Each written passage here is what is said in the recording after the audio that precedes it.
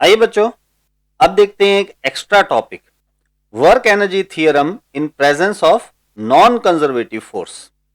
देखिए, अभी तक हमने वर्क एनर्जी थियरम देखा जो कि कंजर्वेटिव फोर्स के लिए देखा, और कंजर्वेशन ऑफ मैकेनिकल एनर्जी भी हमने कंजर्वेटिव फोर्स के लिए देखा, राइट।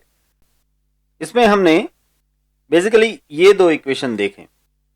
देखिए, in presence of conservative force एक था वर्क एनर्जी थियरम, WET यानी कि work energy theorem, that was delta K is equal to WC, right. Delta K is equal to WC यानी कि work done by conservative force. तो change of kinetic energy जो है वो work done by conservative force जितना होता है, ये एक देखा हमने। और दूसरा कंजर्वेशन ऑफ मैकेनिकल एनर्जी हमने देखा। कंजर्वेशन ऑफ मैकेनिकल एनर्जी में हमने देखा कि delta E is equal to 0 यानी कि चेंज ऑफ मैकेनिकल एनर्जी 0 है। या फिर इसे दूसरी तरह ऐसे भी लिख सकते हैं कि भाई मैकेनिकल एनर्जी जो है वो कंजर्व रहती है, मैकेनिकल एनर्जी जो है वो कांस्टेंट रहती है।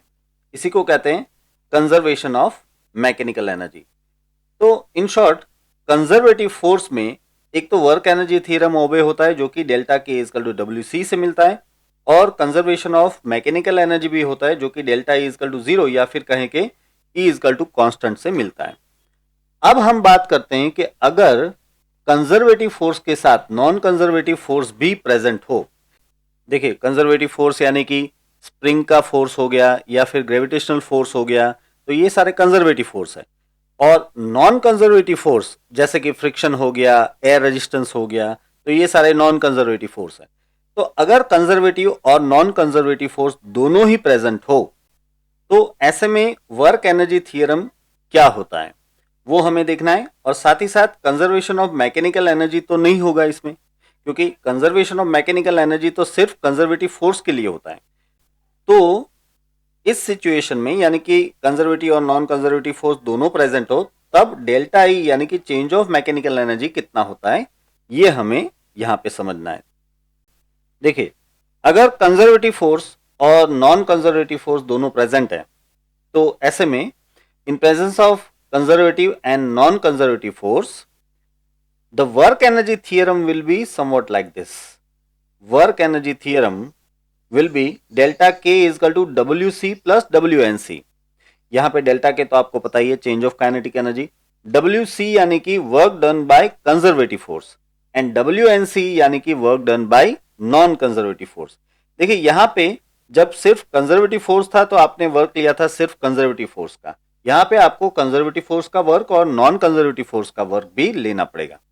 अब इसमें से डेल्टा ई कितना होता है ये फाइंड करेंगे। चलिए देखिए सबसे पहले WC के लिए मैं ऐसे लिख सकता हूं, FC डेल्टा एक्स, माने कि ये जो वर्क हुआ है वो डेल्टा एक्स जितने डिस्प्लेसमेंट में हुआ है, तो हम लिख सकते हैं WC is equal to FC delta x, और यहाँ पे WNC इजकल टू लिख सकते हैं FNC डेल्टा एक्स। मैंने और कुछ नहीं, फोर्स इंटू डिस्प्लेसमेंट यूज किया है। यहां पे ये कंजर्वेटिव फोर्स इंटू डिस्प्लेसमेंट यानी कि work done by conservative force, और यहां पे ये non conservative force into displacement यानी कि work done bye non conservative force. ठीक है, अब आपको एक बात याद होगी कि ये FC delta x is equal to हो जाता है minus delta V, negative of change of potential energy. तो मैं लिख देता हूं यहां पे माइनस डेल्टा V प्लस ये WNC है, मैं यहाँ पे WNC लिख देता हूँ, और ये डेल्टा K तो है ही, राइट। मैं यहाँ पे रीजन लिख देता हूँ। हमने एक इक्वेशन देखा हुआ है, FC is equal to minus delta V upon delta X, याद है। तो इसी इक्वेशन पे से अगर हम माइनस डेल्टा V को सब्जेक्ट बनाएं तो minus delta V is equal to यही मिल जाएगा आपको, FC डेल्टा एक्स। तो वही था FC डेल्टा एक्स जिसको मैंने लिखा है माइनस डेल्टा V, राइट। अब इस डेल्टा V को मैं लेफ्ट साइड में शिफ्ट कर लेता हूं, तो मुझे मिल जाता है delta K plus delta V, that will be equal to WNC। But आप जानते हो कि delta K plus delta V यानी आप लिख सकते हो delta E, change of mechanical energy, and that is not 0 but it is equal to WNC. देखिए ये एक बहुत ही इंपॉर्टेंट रिजल्ट हमें मिल रहा है यहाँ पे कि जब कंजर्वेटिव और नॉन कंजर्वेटिव फोर्स दोनों प्रेजेंट हो तो ऐसे में change of mechanical energy zero नहीं होता है, but change of mechanical energy वो कितना हो जाता है, work done bye non conservative force जितना हो जाता है। Change of mechanical energy work done bye non conservative force जितना हो जाता है। ये एक इंपॉर्टेंट रिजल्ट है, खास तौर पे याद रखिएगा कि जब कंजर्वेटिव फोर्स के साथ नॉन कंजर्वेटिव फोर्स भी प्रेजेंट हो या फिर सिर्फ नॉन कंजर्वेटिव फोर्स ही हो तो ऐसे में चेंज ऑफ मैकेनिकल एनर्जी जो है वो work done bye non conservative force जितना ही होता है, जीरो नहीं होता है। जिस तरह से यहाँ पे delta E is equal to zero हो रहा था यानी कि ई इजकल टू कांस्टेंट हो रहा था, ऐसा यहाँ पे ई इजकल टू कांस्टेंट नहीं हो पाएगा। मैं यहाँ पे लिख देता हूं, so E is not going to be constant. E mechanical energy यहां पे कांस्टेंट नहीं रहने वाली। अब देखते हैं topic 6.10 various forms of energy. देखिए अभी तक तो हमने मेनली दो एनर्जी के बारे में बात की। एक तो जो ऑब्जेक्ट है उसकी मोशन की वजह से उसमें जो एनर्जी होती है जिसे हम काइनेटिक एनर्जी कहते हैं, वो काइनेटिक एनर्जी, और दूसरी ऑब्जेक्ट की अपनी सिचुएशन की वजह से या उसकी पोजीशन की वजह से जो उसके पास एनर्जी होती है इसे पोटेंशियल एनर्जी कहते हैं, वो पोटेंशियल एनर्जी। और इन दोनों का समेशन यानी कि मैकेनिकल एनर्जी। इतनी एनर्जीज के बारे में हमने बात की, बट दरअसल एनर्जी वेरियस टाइप्स की है। तो ये वेरियस टाइप की एनर्जी के बारे में हम यहाँ पे बात करने वाले हैं। खास तौर पे हम यहाँ पे इन 5 एनर्जीज के बारे में बात करने वाले हैं। एक तो है थर्मल एनर्जी या फिर जिसको हम हीट भी कहते हैं, दूसरी है केमिकल एनर्जी, तीसरी है इलेक्ट्रिकल एनर्जी, चौथी एक इंपॉर्टेंट बात हम करेंगे the equivalence of mass and energy, यानी कि मास और एनर्जी भी इक्विवेलेंट है, ये बात हम यहाँ पे डिस्कस करेंगे। और पांचवी है न्यूक्लियर एनर्जी। अब क्योंकि ये सारे के सारे टॉपिक डिस्क्रिप्टिव है तो हम वन बाय वन इसे इस तरह से डिस्कस करेंगे। देखिए सबसे पहले हम लेते हैं हीट या फिर thermal energy. We have seen that the frictional force is not a conservative force. आप जानते हो कि friction force non conservative force है, right? However, work is associated with the force of friction, which we have seen in example 6.5.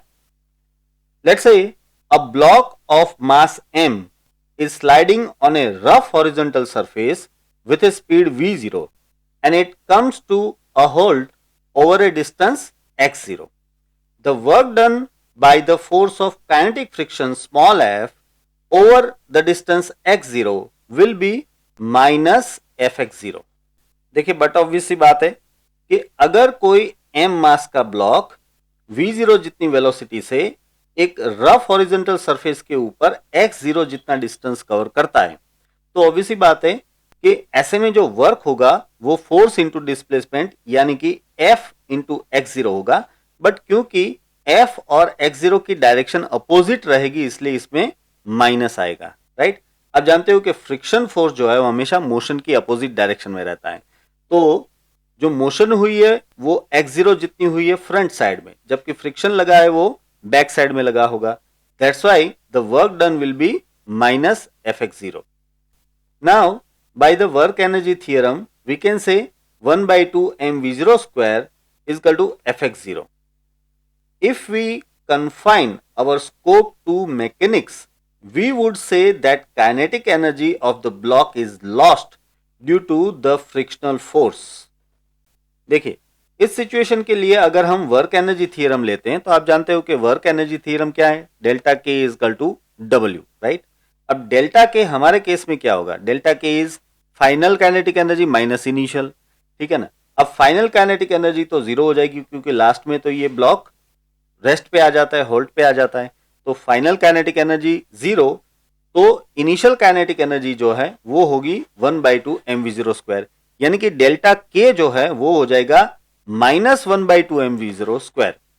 That is equal to the work and work is minus F X zero. तो इन दोनों का minus cancel हो जाएगा तो आप लिख सकते हो कि 1/2 mv0 square is equal to F X zero.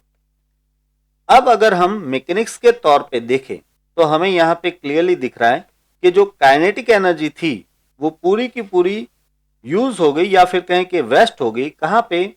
Friction के अगेंस्ट वर्क करने में। पूरी की पूरी काइनेटिक एनर्जी फ्रिक्शन के अगेंस्ट वर्क करने में वेस्ट हो गई, लॉस्ट हो गई। On examination of the block and the table, we would detect a slight increase in their temperature. The work done by friction is not lost, but is transferred to as heat energy.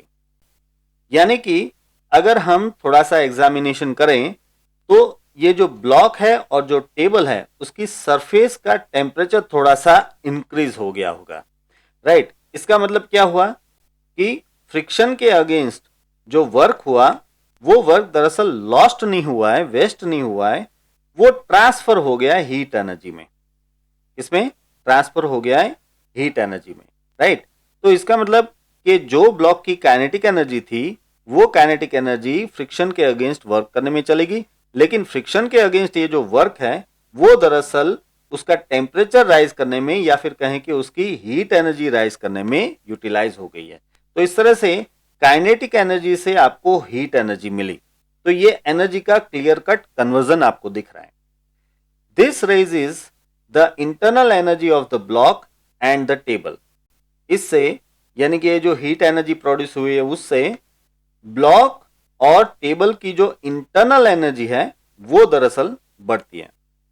In winter, in order to feel warm, we generate heat by vigorously rubbing our palms together. देखिए, winter में जब हमें ठंडी लगती है तो हम हमारे हाथों को यानी कि पाम को बहुत जोर से घिसते हैं। तो इसमें क्या होता है कि दरअसल दोनों हाथों के बीच में जो फ्रिक्शन लगता है उस फ्रिक्शन के अगेंस्ट हम वर्क करते हैं और वो जो वर्क है वो दरअसल हीट एनर्जी में कन्वर्ट हो जाता है। तो इस वजह से हमें हाथों में यानी कि हमारे हथेलियों में थोड़ी सी गर्मी महसूस होती है, राइट। आगे बढ़ते हैं। We shall see later that the internal energy is associated with the ceaseless often random motion of molecules. यानी कि हम आने वाले चैप्टर्स में देखेंगे कि दरअसल जिस इंटरनल एनर्जी के बारे में हम बात कर रहे हैं वो इंटरनल एनर्जी बेसिकली ऑब्जेक्ट के अंदर जो मॉलिक्यूल्स होते हैं उसकी रैंडम और सीजलेस मोशन की वजह से होती है। सीजलेस यानी कि कभी ना रुकने वाली। तो जो इंटरनल एनर्जी है वो दरअसल मॉलिक्यूल्स की मोशन की वजह से है और ये मोशन रैंडम है और कभी ना रुकने वाली मोशन, ये हमेशा होती रहती है। इसके बारे में हम आगे के चैप्टर्स में देखेंगे। A quantitative idea of the transfer of heat energy is obtained by noting that 1 kilogram of water releases about 42,000 joule of energy when it cools by just 10 degree। यानी कि अगर आप 1 किलोग्राम पानी लेके उसका टेम्परेचर सिर्फ 10 डिग्री सेल्सियस जितना कम करोगे तो वो पानी टोटल 42,000 जूल जितनी हीट एनर्जी आपको देगा। इससे अपोजिट अगर आप किसी भी 1 किलोग्राम पानी का टेम्परेचर 10 डिग्री जितना बढ़ाना चाहते हो तो उसे आपको 42,000 जूल जितनी एनर्जी सप्लाई करनी पड़ेगी, उतनी एनर्जी आपको देनी पड़ेगी। तो इस तरह से ये हीट ट्रांसफर का जो कॉन्सेप्ट है वो हमें यहाँ पे इस एग्जाम्पल से समझ में आता है। चलिए अब देखते हैं सेकंड टाइप ऑफ एनर्जी यानी कि chemical energy. One of the greatest technical achievements of humankind occurred when we discovered how to ignite and control a fire। देखिए हमारी सबसे पहली टेक्निकल अचीवमेंट यानी कि ह्यूमन काइंड की सबसे पहली टेक्निकल अचीवमेंट ये थी कि हमने किस तरह से आग जलाई जा सकती है और किस तरह से उसे कंट्रोल किया जा सकता है वो सीखा। शायद तब तो सिविलाइज्ड पॉपुलेशन थी भी नहीं, फिर भी तब हमने ये टेक्निकल अचीवमेंट ले लिया था। We learn to rub 2 flint stones together, which is a mechanical energy, got them to heat up and to ignite a heap of dry leaves, which is a chemical energy, which then provided sustained warmth। हमने तब ये सीखा था कि किस तरह से flint stone को एक दूसरे के साथ घिसा जाए, जिसमें दरअसल मैकेनिकल एनर्जी यूज होती है, और उसमें से हीट जनरेट की जाए, और उस हीट से पत्ते के ढेर में किस तरह से आग लगाई जाए, जो कि एक तरह से केमिकल एनर्जी है। और फाइनली इस हीट से हमें एक सस्टेन्ड वार्मथ यानी कि हमें एक कंटिन्यूस गर्मी मिल सकती थी। A match stick ignites into a bright flame when struck against a specially prepared chemical surface. The lighted matchstick, when applied to a firecracker, results in a spectacular display of sound and light. ये आप जानते हो कि अगर match stick को match box के ऊपर जो एक स्पेशल सरफेस होती है, केमिकल सरफेस होती है, उसके ऊपर अगर घिसा जाए तो उसमें से एकदम ब्राइट फ्लेम प्रोड्यूस होती है, राइट?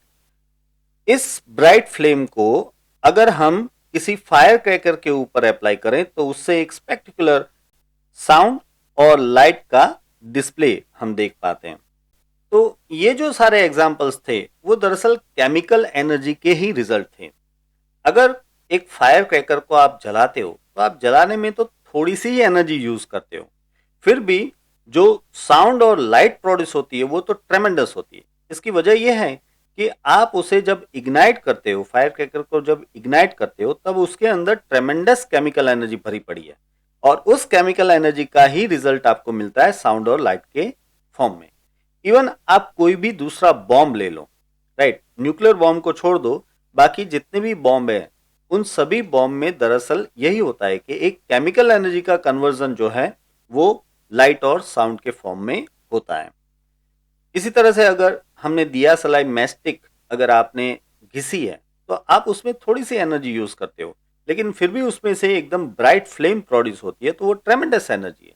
रीजन ये कि दिया सलाई के ऊपर यानी कि मैस्टिक के ऊपर जो एक केमिकल होता है और मैच बॉक्स के ऊपर जो केमिकल सरफेस होती है, इन दोनों के बीच में केमिकल प्रोसेस की वजह से हीट एनर्जी प्रोड्यूस होती है और वो हमें ब्राइट फ्लेम के तौर पे दिखती है। चलिए आगे बढ़ते हैं। Chemical energy arises from the fact that the molecules participating in the chemical reaction have different binding energies. देखिए, केमिकल एनर्जी का जो बेसिक सोर्स है वो दरअसल उस केमिकल रिएक्शन में जितने भी मॉलिक्यूल्स पार्टिसिपेट कर रहे हैं उनकी बाइंडिंग एनर्जी से आता है। यानी कि केमिकल रिएक्शन में पार्टिसिपेट करने वाले जितने भी मॉलिक्यूल्स हैं उनकी बाइंडिंग एनर्जी में चेंजेस आने की वजह से दरअसल हमें केमिकल एनर्जी मिलती है। A stable chemical compound has less energy than the separated parts. समझिए, एक स्टेबल कंपाउंड जो होता है उसकी जो एनर्जी होती है वो उसके सेपरेटेड पार्ट्स यानी कि उसमें जो एलिमेंट्स यूज होते हैं उसकी एनर्जी से कम होती है। कंपाउंड की एनर्जी उसके एलिमेंट की एनर्जी से कम होती है। इसका एक एग्जांपल देता हूं मैं आपको। जैसे कि अगर आपको कार्बन डाइऑक्साइड बनाना है तो आपको कार्बन का कंबस्शन करना पड़ेगा ऑक्सीजन की प्रेजेंस में, यानी कि प्रोसेस क्या हो जाएगी, carbon plus oxygen is equal to carbon dioxide, right? C plus O2 is equal to CO2 आपको मिल जाएगा। अब इसमें CO2 की जो एनर्जी है वो कम होती है, जबकि कार्बन और ऑक्सीजन की जो एनर्जी है वो ज्यादा होती है। ऐसे यहां पे कहा है a chemical reaction is basically a rearrangement of atoms. देखिए, केमिकल रिएक्शन में दरअसल होता क्या है, एक तरह से देखा जाए तो एटम्स का रीअरेंजमेंट ही होता है ना? If the total energy of the reactants is more than the products of the reaction, heat is released and the reaction is said to be exothermic reaction। समझिए, देखिए किसी भी केमिकल प्रोसेस में दो चीजें होती है, एक होता है रिएक्टेंट्स और एक होता है प्रोडक्ट्स। रिएक्टेंट्स के बीच में प्रोसेस होकर आपको प्रोडक्ट मिलती है। तो यहां पे ये कहा है कि अगर रिएक्टेंट्स की जो टोटल एनर्जी है वो प्रोडक्ट की टोटल एनर्जी से ज्यादा है, या फिर उल्टा बोलूं कि अगर प्रोडक्ट की टोटल एनर्जी रिएक्टेंट की एनर्जी से कम है तो ऐसी एनर्जी में हमेशा हीट रिलीज होती है, और इस तरह के रिएक्शन को एक्सोथर्मिक रिएक्शन कहते हैं। If the reverse is true, heat is absorbed and the reaction is endothermic. देखिए, अगर इससे उल्टा है, यानी कि रिएक्टेंट की एनर्जी जो है वो प्रोडक्ट की एनर्जी से कम है, या फिर उल्टा बोलूं तो अगर रिएक्टेंट की एनर्जी से प्रोडक्ट की एनर्जी ज्यादा हो तो ऐसी केमिकल रिएक्शन जो है उसे एंडोथर्मिक रिएक्शन कहते हैं और इसमें हीट हमेशा एब्जॉर्ब होती है। Coal consist of carbon and a kilogram of it when burnt releases about 3 into 10⁻⁷ joule of energy. देखिए, कोल यानी कि बेसिकली कार्बन, अगर आप 1 किलोग्राम कोल ले लें और उसे बर्न करें यानी कि उसका ऑक्सीडेशन करें, उसे ऑक्सीजन की प्रेजेंस में अगर कंबस्शन करें तो ऐसे में 3 into 10⁷ joule of energy produce होती है। रीजन बिल्कुल सिंपल है, आगे जैसे बताया था मैंने वहां पे कि अगर आप कोल यानी कि कार्बन प्लस ऑक्सीजन इन दोनों की अगर आप एनर्जी चेक करें और उसका जो रिजल्ट मिलता है यानी कि कार्बन डाइऑक्साइड उसकी एनर्जी आप चेक करें तो समझिए यहाँ पे कोल और ऑक्सीजन ये हो गए रिएक्टेंट्स और कार्बन डाइऑक्साइड हो गया प्रोडक्ट। तो आपको इस कार्बन डाइऑक्साइड की यानी कि प्रोडक्ट की एनर्जी जो है वो कम मिलेगी। किससे कम मिलेगी? कार्बन और ऑक्सीजन की टोटल एनर्जी से कार्बन डाइऑक्साइड की जो एनर्जी है वो कम मिलेगी। इसका मतलब ये हुआ कि ये रिएक्शन जो है वो एक्सोथर्मिक रिएक्शन हो गया, तो ऑब्वियस ही बात है कि इसमें हीट रिलीज होगी। इस वजह से जब कोल को बर्न किया जाता है, 1 किलोग्राम कोल को बर्न किया जाए तो 3 into 10⁷ जूल ऑफ एनर्जी मिलती है। तो ये बात आपको क्या समझा रही है कि भाई 1 किलोग्राम कोल के अंदर इतनी सारी केमिकल एनर्जी पड़ी हुई है, आपने तो सिर्फ उसे जलाया ना, उसे तो सिर्फ आपने इग्नाइट किया है। अब ये जल के आपको टोटल 3 into 10⁷ जूल जितनी हीट एनर्जी दे देता है। तो इतनी एनर्जी वो कहां से निकाल रहा है? दरअसल उसके अंदर केमिकल एनर्जी ही इतनी पड़ी हुई है, राइट? उसी से आपको हीट मिलती रहती है। आगे देखते हैं। Chemical energy is associated with the forces that give rise to the stability of substance. These forces bind atoms into molecules, molecules into polymeric chain, etc. देखिए, केमिकल एनर्जी जो है वो सब्सटेंस को स्टेबिलिटी देने वाले बहुत सारे फोर्सेस के साथ लिंक्ड है। यही फोर्स है जो कि एटम्स को बाइंड करके मॉलिक्यूल बनाते हैं, यही फोर्स है जो कि मॉलिक्यूल्स को पॉलीमेरिक चेन बनाते हैं। इस तरह से बड़े बड़े स्टेबल सब्सटेंसेस बनाने का काम दरअसल केमिकल एनर्जी से एसोसिएटेड फोर्सेस करते हैं। The chemical energy arises from the combustion of coal, cooking gas, wood and petroleum which is indispensable to our daily existence. देखिए, जो केमिकल एनर्जी हम डे टू डे लाइफ में use करते हैं, जैसे कि पेट्रोलियम का कंबस्शन हो गया, जैसे कि कोल का कंबस्शन हो गया, कुकिंग गैस का कंबस्शन हो गया, वुड का कंबस्शन हो गया, तो इन सब से हमें जो एनर्जी मिलती है वो इंडिस्पेंसिबल है, यानी कि इन एनर्जी के बिना हम रह नहीं सकते। हमारे पूरे एग्जिस्टेंस के पीछे इन सारी केमिकल एनर्जी का एक बहुत ही बड़ा रोल है और ये आज के लिए भी फैक्ट है। चलिए अब देखते हैं थर्ड टाइप की एनर्जी यानी कि electrical energy. The flow of electrical current causes bulbs to glow, fans to rotate and bells to ring. यानी कि हम जानते हैं कि इलेक्ट्रिकल करंट जो है वो बल्ब चलाने के लिए, फैन चलाने के लिए, बेल बजाने के लिए, इन सभी में यूजफुल है। वैसे इससे बहुत सारे और भी यूजेस हैं, जैसे कि टीवी चलाने के लिए, फ्रिज के लिए, वॉशिंग मशीन के लिए, रेडियो के लिए, टेप के लिए, मोबाइल के लिए और ऐसे कई सारे दूसरे इलेक्ट्रिकल इक्विपमेंट्स हैं जिसके लिए हमें इलेक्ट्रिकल एनर्जी की जरूरत पड़ती है। There are laws governing the attraction and repulsion of charges and currents which we shall learn later. देखिए, 12th स्टैंडर्ड में हम कुछ चैप्टर में ऐसे देखेंगे कि किस तरह से दो चार्जेस के बीच में अट्रैक्शन होता है या रिपल्सन होता है, इसी तरह से दो करंट कैरिंग वायर के बीच में अट्रैक्शन होता है और रिपल्सन होता है। ये हम 12th स्टैंडर्ड के चैप्टर्स में पढ़ेंगे।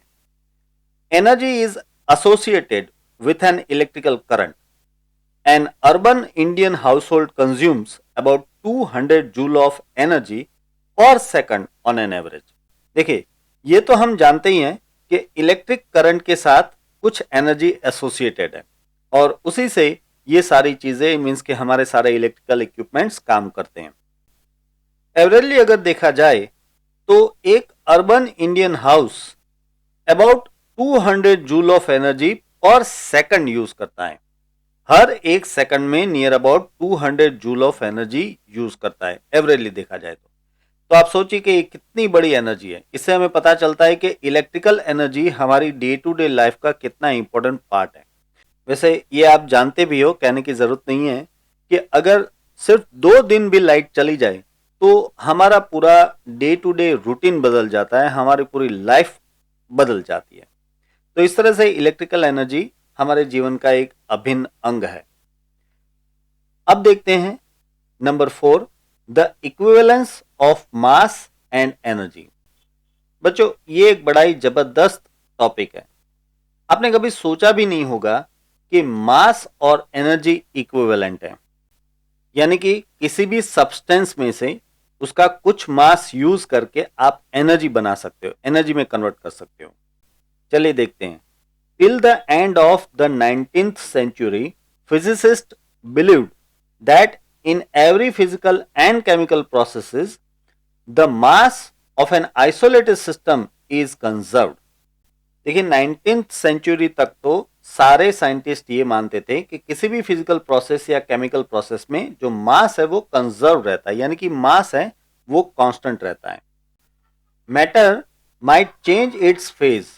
Example given, glacial ice could melt into gushing stream of water, but matter is neither created nor destroyed.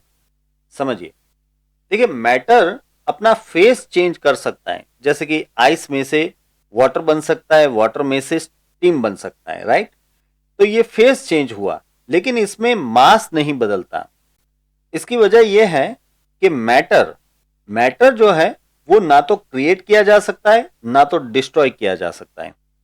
आप सोचिए, आप अगर चाहो तो 1 kg आइस में से पानी बना सकते हो, तो जो पानी बनेगा वो भी 1 kg ही होगा, और उस 1 kg पानी में से आप स्टीम बना सकते हो. तो अगर आप उस स्टीम का मास मेजर करोगे तो वो भी 1 kg होगा. लेकिन अगर मैं आपको कहूं कि फ्री स्पेस में 1 kg आइस बना डालो, आइस प्रोड्यूस करो, आइस क्रिएट करो, तो क्या आप कर पाओगे? नहीं कर पाओगे. या फिर मैं कहूं कि ये 1 kg आइस है और इसे फ्री स्पेस में पूरा डिस्ट्रॉय कर दो, मीन्स इसे पानी नहीं बनाना है, इसे स्टीम नहीं बनाना, इसे पूरा डिस्ट्रॉय कर देना है, पूरा खत्म कर देना है, तो आप नहीं कर पाओगे. Because matter neither can be created nor can be destroyed. ये हम जानते थे.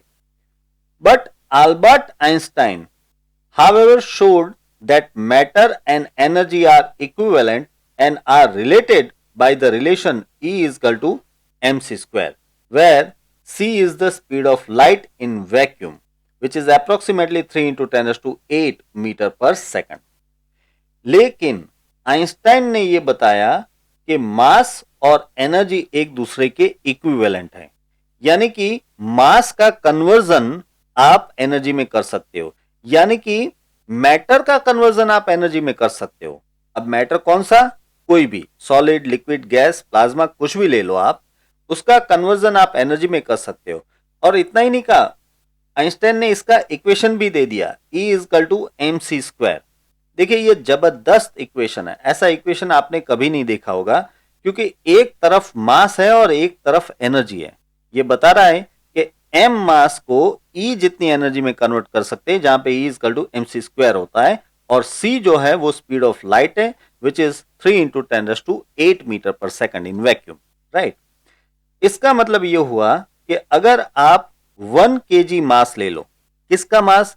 सॉलिड का, लिक्विड का, गैस का, प्लाज्मा का, किसी का भी आप 1 kg मास ले लो, तो उसको आप एनर्जी में कन्वर्ट कर सकते हो. और वो एनर्जी कितनी हो जाएगी आप देखो, मैंने यहाँ पे m is equal to 1 kg लिया है और c is equal to 3 into 10 raised to 8 लिया है, उसका स्क्वायर हो गया, तो ये टोटल मिला के होंगे 9 into 10 raised to 16 जूल.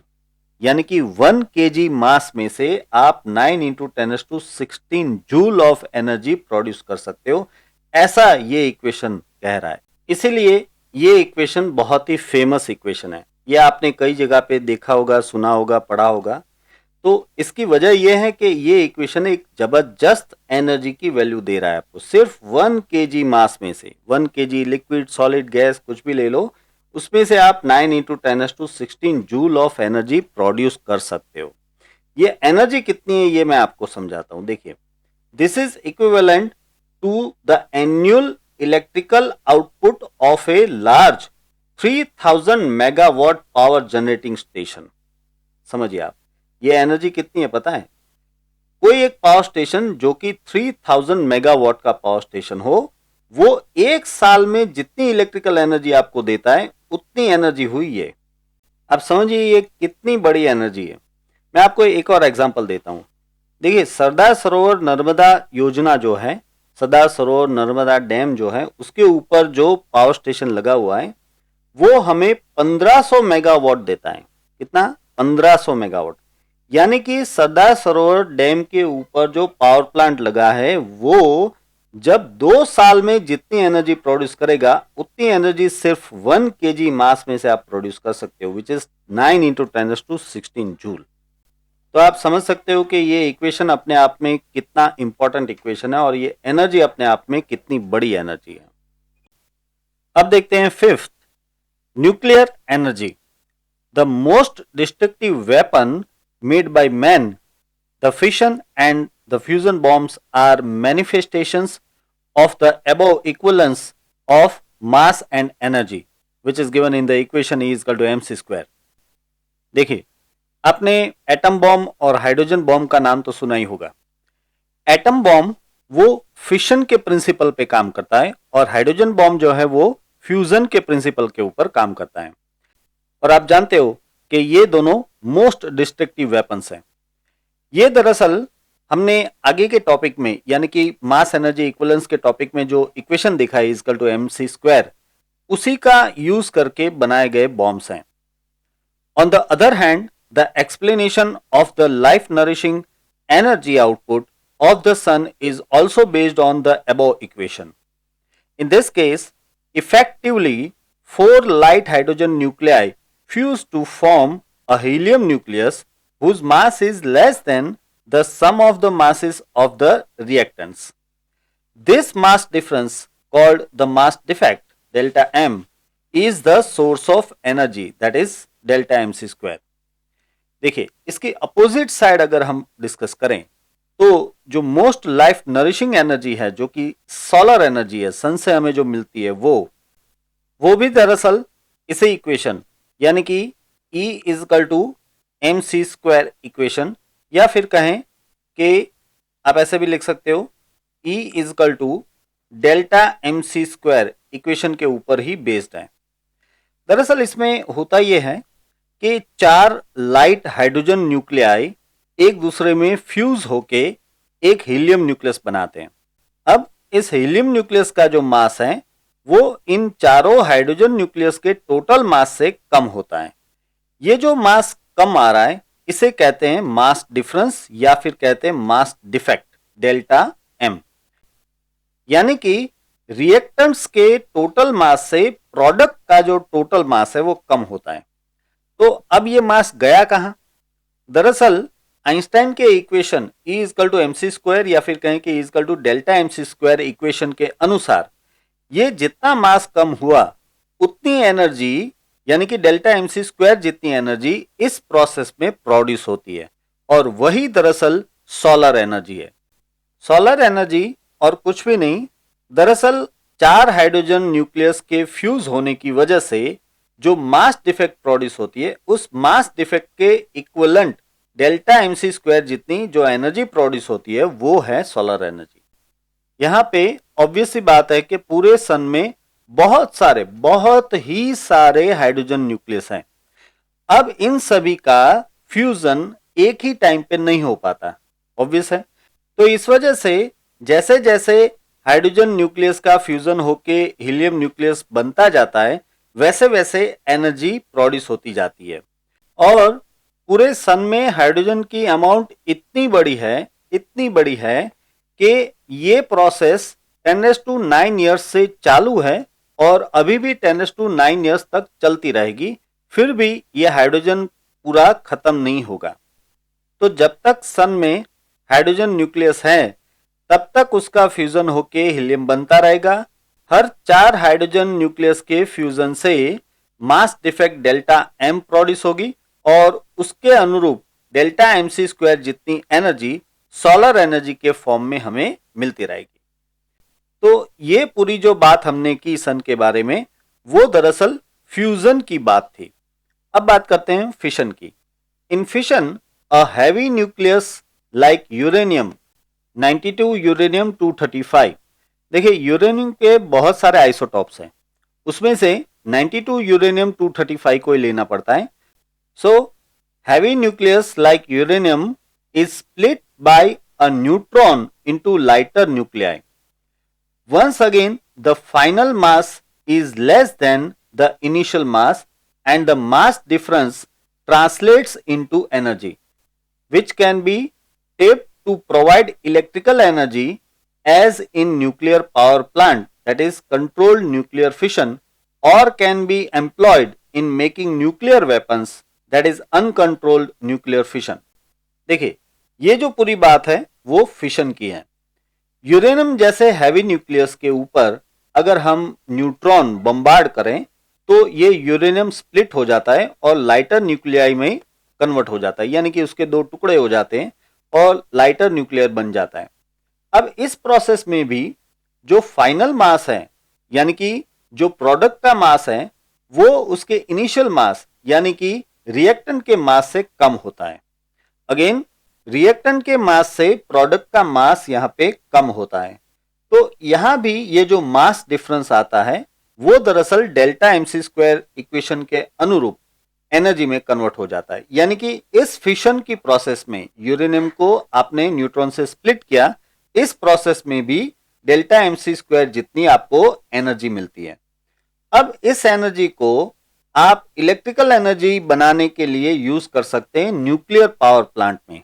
देखिए न्यूक्लियर पावर प्लांट में ये जो प्रोसेस है फिशन की प्रोसेस, इसे कंट्रोल्ड मैनर में यूज किया जाता है, यानी कि इसे कंट्रोल्ड न्यूक्लियर फिशन कहा जाता है। तो ऐसे में ये कंटिन्यूसली एनर्जी प्रोड्यूस करता रहता है। मैं बात कर रहा हूं न्यूक्लियर पावर प्लांट की, जो कि कंटिन्यूसली एनर्जी प्रोड्यूस करता रहता है। इस वजह से हमें कंटिन्यूसली इलेक्ट्रिकल एनर्जी मिलती रहती है। तो ये तो एक बड़ा अच्छा यूज हो गया न्यूक्लियर फिशन का। लेकिन एक दूसरी साइड भी है कि it can be employed in making nuclear weapons. इसको हम न्यूक्लियर वेपन बनाने के लिए भी यूज कर सकते हैं, इनफैक्ट कर रहे हैं। एटम बॉम्ब दरअसल न्यूक्लियर फिशन का ही रिजल्ट है। इसमें अनकंट्रोल्ड न्यूक्लियर फिशन लिया जाता है, मींस के जितना भी यूरेनियम है उसे अनकंट्रोल्ड हालत में एक साथ जल्दी से जल्दी फिशन की ओर ले जाया जाता है। इस वजह से एक साथ ट्रेमेंडस एनर्जी प्रोड्यूस होती है और ये बन जाता है एक वेरी वेरी डिस्ट्रक्टिव बॉम्ब, जिसका नाम है एटम बॉम्ब। ऑलराइट, तो इस तरह से न्यूक्लियर फिशन को अगर कंट्रोल्ड मैनर में यूज करें तो वो बहुत सारी एनर्जी मैनकाइंड के लिए प्रोड्यूस कर सकता है, जो कि इलेक्ट्रिकल एनर्जी या दूसरी किसी टाइप की एनर्जी प्रोड्यूस करने में यूज हो सकता है। बट अगर अनकंट्रोल्ड हालत में इस न्यूक्लियर फिशन को किया जाए तो ये एक बहुत ही डिस्ट्रक्टिव बॉम्ब बन जाता है। अब आगे बढ़ते हैं। Strictly the energy delta E released in a chemical reaction can also be related to the mass defect, that is delta m is equal to delta E upon c square. However, for a chemical reaction this mass defect is much smaller than for the nuclear reaction.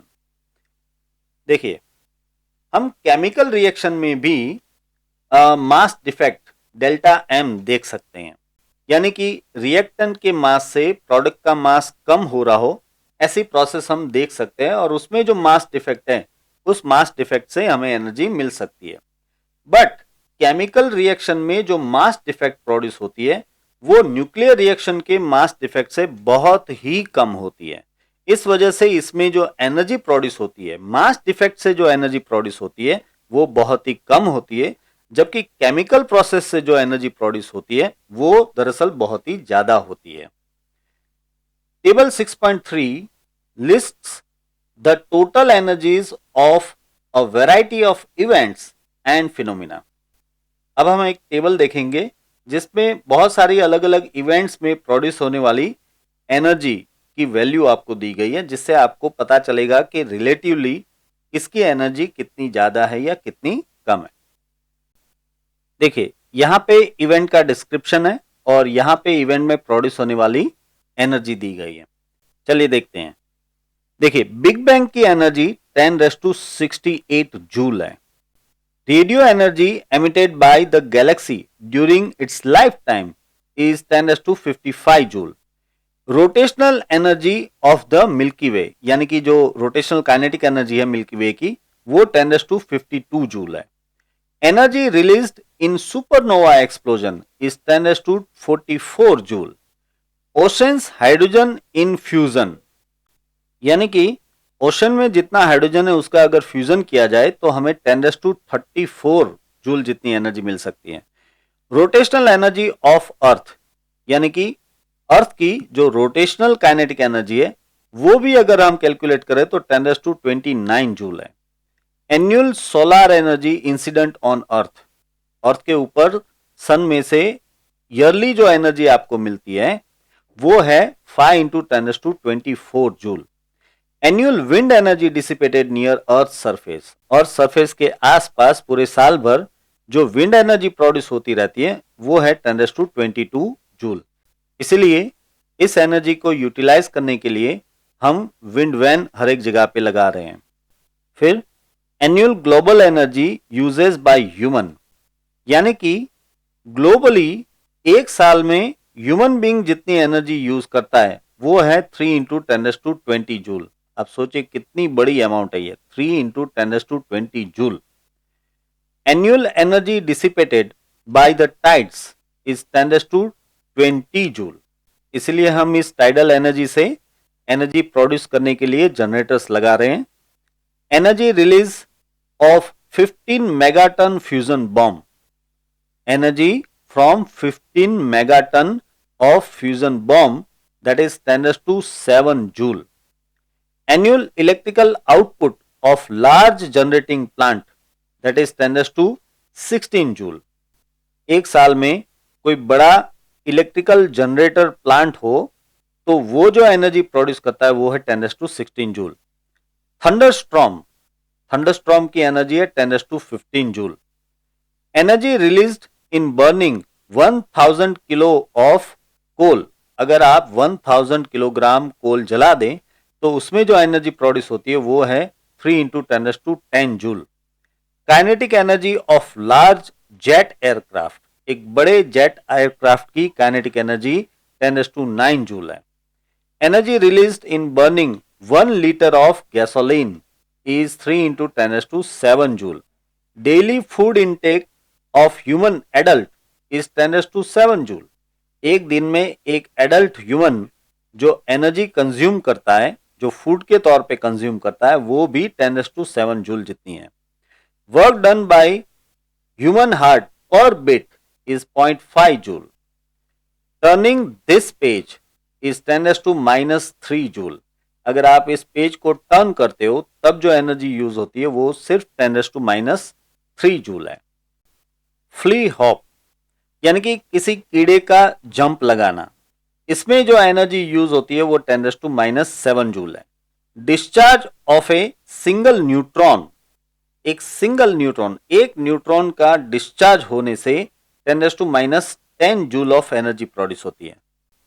Typical energy of A proton in A nucleus, nucleus में एक proton की energy 10⁻13 joule है। Typical energy of an electron in an atom that is 10⁻18 joule. Energy to break one bond of DNA, एक DNA का bond break करने में जो energy चाहिए वो है 10⁻20 जूल। तो आप देख पा रहे हो कि यहाँ पे लार्जेस्ट एनर्जी 10⁻68 जूल से लेके स्मॉलेस्ट एनर्जी 10⁻20 जूल तक के आपको इवेंट्स दिए गए हैं, तब के आपको फिनोमिनन दिए गए हैं। तो इसी के साथ बच्चों ये लेक्चर अब हम यहाँ पे समाप्त करते हैं। आई होप कि आपको ये पूरा का पूरा टॉपिक अच्छे से समझ में आ गया होगा, और इन सभी टॉपिक्स के क्वेश्चन आंसर्स की पीडीएफ की लिंक मैंने डिस्क्रिप्शन में रख दी है, आप उसे डाउनलोड कर सकते हैं। Alright, so here with Anshuman Baldania signing off, take care.